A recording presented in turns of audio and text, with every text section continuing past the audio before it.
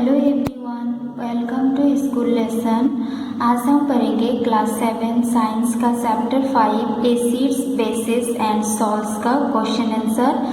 तो पहला क्वेश्चन है, state the difference between acids and bases. Acids और बेसिस के बीच में डिफरेंस क्या है? तो एसिड्स जो है, acids are sour in taste, bases are bitter in taste. Acids जो होते हैं वो टेस्ट में थोड़ा सा खट्टा होता है और बेसिस का जो टेस्ट होते हैं वो थोड़ा सा कड़वा होते हैं। उसके बाद नंबर 2 पॉइंट है, it does not feel soppy on touching. अगर आप एसिड वाला कोई चीज़ टच करोगे तो वो सॉफ्ट जैसा फील नहीं देते हैं, बट बेसिस क्या होती है, it feel soppy on the touching. जब आप बेसिस को टच करोगे, अगर आप बेकिंग सोडा टच करोगे तो उसमें सॉफ्ट जैसा फीलिंग आती है। Next, acids turn blue litmus paper into red, basis turn red litmus paper two blue colour. अगर आप एसिड में ब्लू लिटमस पेपर डालोगे तो वो रेड कलर में कन्वर्ट हो जाएगा। अगर आप बेसिस में रेड लिटमस पेपर डालोगे तो वो ब्लू कलर में कन्वर्ट हो जाएगा। तो ये था एसिड और बेसिस के बीच में डिफरेंस। उसके बाद question number 2, ammonia is found in many household products such as window cleaner. It turns red litmus into blue. What is its nature? सो बहुत सारे ऐसे घर पे यूज़ हुआ प्रोडक्ट होते हैं, उसमें से एक है विंडो क्लीनर जिसमें एमोनिया होती है। और एमोनिया क्या करते हैं, it turns red litmus blue. ये रेड लिटमस को ब्लू कलर में कन्वर्ट करते हैं। तो इस एमोनिया का नेचर क्या है? Answer is ammonia is basic in nature, so it turns red litmus blue. तो एमोनिया जो होते हैं वो बेसिक इन नेचर होते हैं, तो उसका केमिकल नेचर बेसिक होते हैं। और हमें पता है कि जो बेस होते हैं उसमें अगर लिटमस दिया जाए, रेड लिटमस दिया जाता है तो वो ब्लू में कन्वर्ट होते हैं। तो एमोनिया में अगर हम लिटमस देंगे, रेड लिटमस देंगे तो वो ब्लू में कन्वर्ट होगा। इसका मतलब है एमोनिया का जो केमिकल नेचर है वो ब्लू है। Next question number 3, name the source from which litmus solution is obtain. What is the use of this solution. ऐसे 3 सोर्सेस के नाम लिखो, मतलब कोई जगह है जहाँ से कुछ बनाए जाते हैं, उसे सोर्स कहा जाता है। ऐसा कोई सोर्सेस का नाम लिखना है जिससे लिटमस सोल्यूशन बनाए जाते हैं और लिटमस सोल्यूशन का यूज क्या है।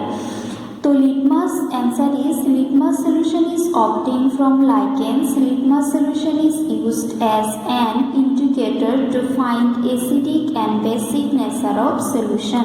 तो लिटमस सोल्यूशन पाई जाती है लाइकेन से। लाइकेन जो है वो एक प्लांट है, उससे पाई जाती है। और लिटमस सोल्यूशन एक इंडिकेटर है जिसे यूज़ करके हम पता कर सकते हैं कि कोई भी एक चीज़ एसिडिक है या फिर बेसिक है। उसके बाद क्वेश्चन नंबर 4 है, is distilled water acidic, basic और neutral. How would you verify it. जो डिस्टिल्ड वाटर होते हैं वो डिस्टिल्ड वाटर एसिडिक होते हैं, बेसिक होते हैं या फिर न्यूट्रल होते हैं। मतलब एसिड और बेस अगर कुछ भी नहीं होते तो उसको न्यूट्रल कहा जाता है। How would you verify it. आप इसको कैसे पता करोगे कि डिस्टिल्ड वाटर का केमिकल नेचर क्या है। So distilled water is neutral in nature. It would be verified by using red and blue litmus paper. In either of the cases, color remains same. So distilled water का जो nature है वो neutral है। इसको हम verify करने के लिए रेड और ब्लू लिटमस पेपर जब इसमें डालेंगे तो वो क्या होगा, उसका जो कलर है वो सेम रहेगा। और अगर कलर सेम रहता है मतलब वो जो सब्सटेंस है वो न्यूट्रल है।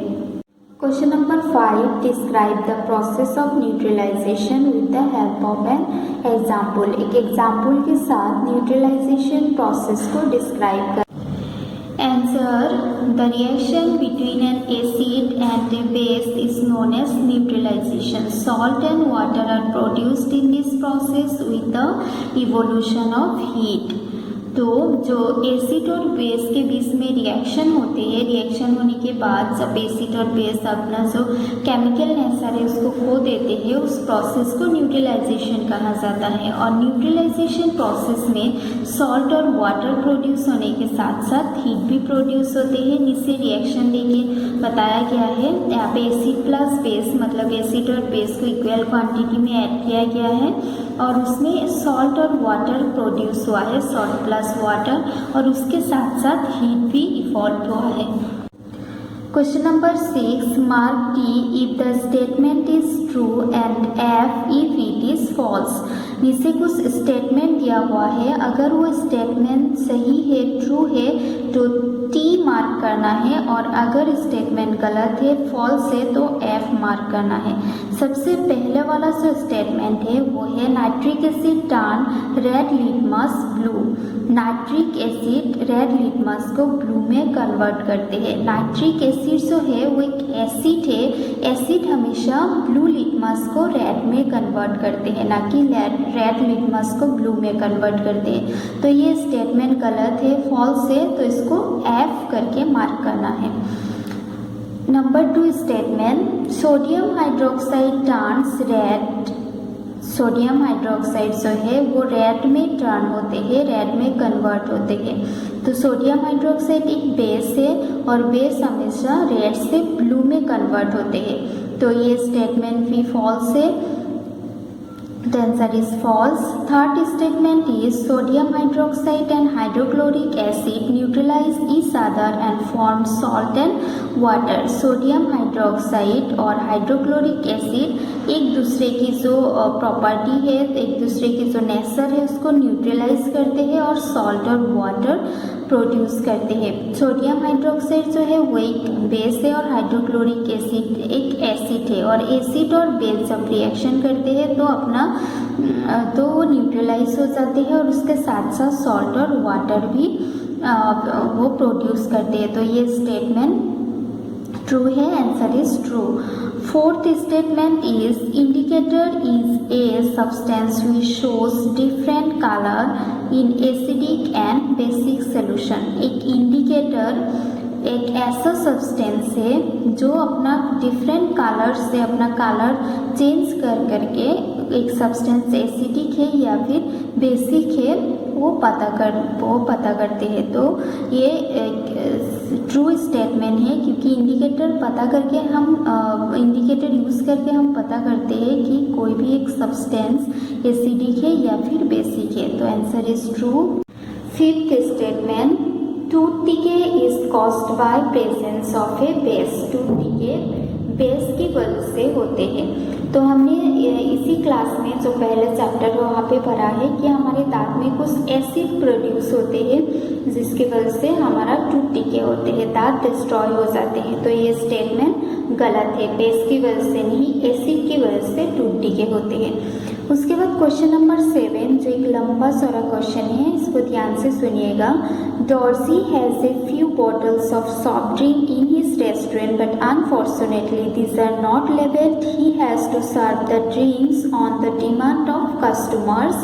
One customer demand acid drink, another want basic, and third one wants neutral drink. How will Dorsey decide which drink is to be served whom? तो डॉर्सी जो है एक रेस्टोरेंट वाला है, उसके पास एक रेस्टोरेंट है जिसमें बहुत सारा सॉफ्ट ड्रिंक है और सॉफ्ट ड्रिंक में लेबल नहीं है। तो जो कस्टमर आते हैं रेस्टोरेंट में उसको जो भी चाहिए होता है वो अपनी डिमांड के हिसाब से मांगते हैं और वो सर्व करना होता है, कुछ भी से सब उठा के नहीं दे सकते हो कस्टमर को।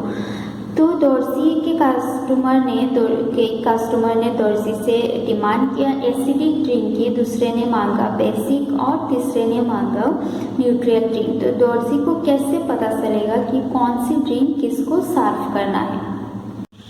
Answer, Dorsey can decide by following process. Number 1 process, if the drink turned a litmus blue, then the drink would be basic. If the drink turns blue litmus to red, the drink would be acidic. If the drink does not change the color of either red or blue litmus, the drink would be neutral. Number 2, method process, Dorsey can taste the drink acidic solution. Acidic solution is sour in taste, basic solution is bitter in taste, and neutral solution has no taste. तो Dorsey कुछ process के through से पता कर सकते हैं कि वो जो उसके पास जो सॉफ्ट ड्रिंक है वो एसिडिक है, बेसिक है या फिर न्यूट्रल है। तो पहला प्रोसेस है वो लिटमस जो है, रेड लिटमस, वो ड्रिंक में देके वो पता कर सकते हैं कि वो एसिडिक, बेसिक या फिर न्यूट्रल है। अगर रेड लिटमस ब्लू में टर्न होता है मतलब वो ड्रिंक बेसिक है। अगर ब्लू लिटमस रेड में कन्वर्ट होते हैं मतलब ड्रिंक एसिडिक है। और अगर उसका कलर सेंस नहीं होता है तो वो एक न्यूट्रल ड्रिंक है। या फिर डॉर्सी और एक प्रोसेस यूज़ कर सकते हैं। डॉर्सी उस ड्रिंक को टेस्ट कर सकते हैं, कुछ ड्रॉप्स लेके वो टेस्ट कर सकते हैं। जो एसिडिक ड्रिंक है वो खट्टा जैसा टेस्ट होगा, जो बेसिक सोल्यूशन है वो थोड़ा सा कड़वा टेस्ट देगा, बिटर टेस्ट देगा, और जो न्यूट्रल सोल्यूशन है उसका कोई टेस्ट नहीं होगा। तो इन सारे मेथड के थ्रू से डॉर्सी पता कर सकते हैं कि कौन सा सॉफ्ट ड्रिंक एसिडिक है, कौन सा बेसिक है और कौन सा न्यूट्रल है। Question number 8, explain why. नीचे कुछ स्टेटमेंट दिया हुआ है, उसको एक्सप्लेन करना है। पहला स्टेटमेंट है an antacid tablet is taken when you suffer from acidity. जब आपको एसिडिटी होती है तो आप जो दवाई लेते हो वो एक एंटासिड है, इसको एक्सप्लेन करना है। The answer is the antacid tablet is basic in nature. It can destroy the effect of acid produced in stomach. That is why an antacid tablet is taken to get relief from acidity.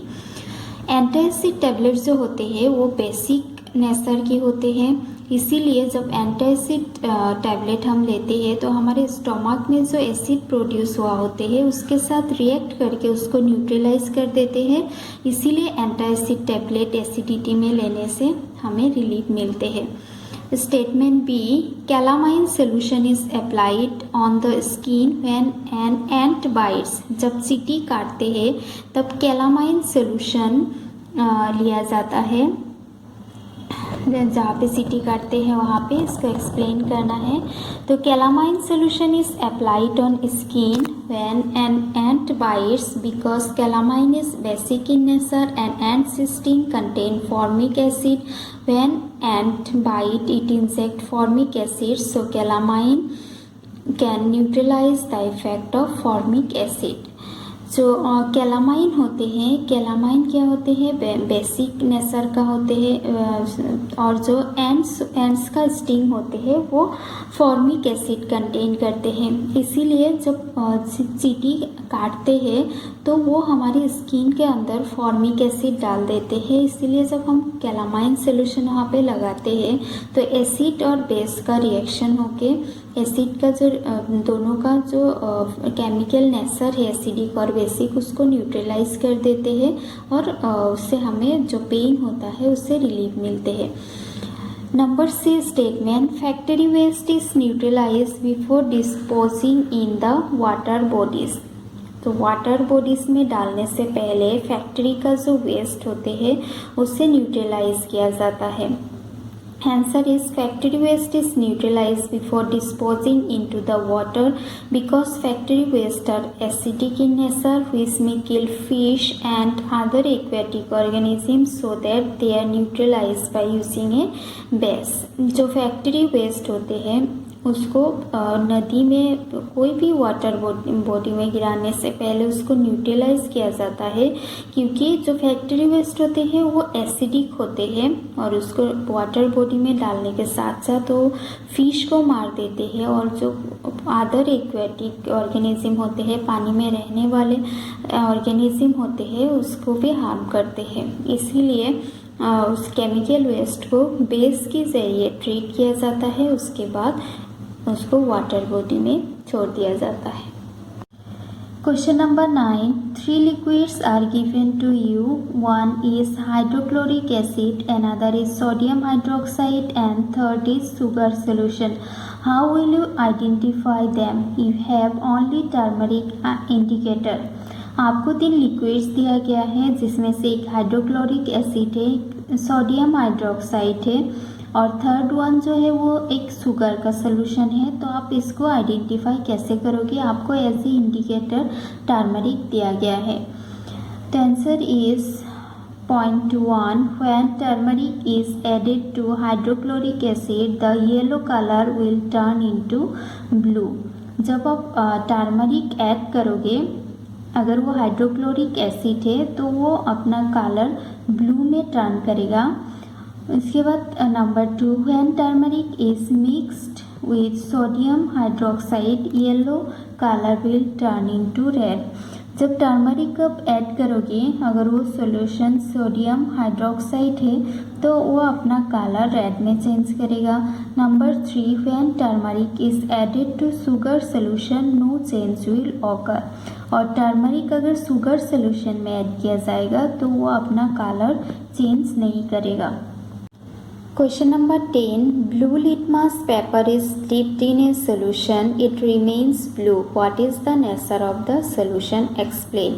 अगर आपको एक solution दिया जाता है, जो solution जिसमें आप blue litmus add करने के बाद, उसमें डिप करने के बाद क्या होता है, उसका जो कलर है वो ब्लू ही रह जाते हैं, तो उस सोल्यूशन का नेचर क्या है? आंसर इज द सोल्यूशन में बी बेसिक और neutral, so it remains blue.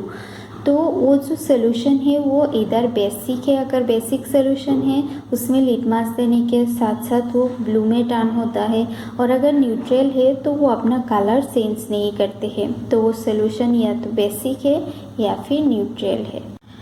Last question, question number 11. Consider the following statement. नीचे कुछ स्टेटमेंट दिया हुआ है, उसमें से कौन सा करेक्ट है कंसीडर करना है। Number A, both acid and bases change colour of all indicator. Acid और बेसिस सारे इंडिकेटर से अपना कलर चेंज करते हैं। Number B, if an indicator gives a colour change with an acid it does not give a change with a base. अगर एक indicator acid का colour change करते हैं तो वो बेस का कलर चेंज नहीं करते हैं। Number C, if a indicator change color with a base it does not change color with an acid। अगर एक इंडिकेटर बेस का कलर चेंज करते हैं तो वो एसिड का कलर चेंज नहीं करते हैं। Number D, change of colour in an acid and a base depend on the type of indicator. तो कोई भी एक चीज़ का जो कलर चेंज होता है एसिड और बेस का, वो डिपेंड करते हैं वो इंडिकेटर क्या है, किस टाइप का इंडिकेटर है। तो which of this statement are correct? इसमें से कौन सा स्टेटमेंट करेक्ट है? ऑप्शन 1, ऑल 4 सारे स्टेटमेंट सही है, या फिर ए एंड बी सही है, या फिर बी एंड सी, और नंबर 4 ओनली डी।